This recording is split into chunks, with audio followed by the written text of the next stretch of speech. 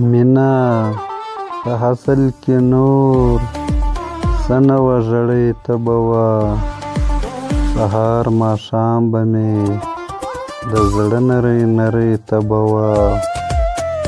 په پښتونخوا کې قبیله وه دین ایمان د خلکو دلته به ځکه د پښتو پښتونولۍ ته به وه بیا به مې هم ستا د وصال پکې خوبونه لیدل اکثره وخت به مې له ډېرې ستومانۍ ته به وه د جهالت کجن له ځانه غورځول نه و ګران مګر زموږ پکې له خپلې نامردۍ ته به وه خلکو ویل غمازه مځکه یې دیوال شوه تر منځ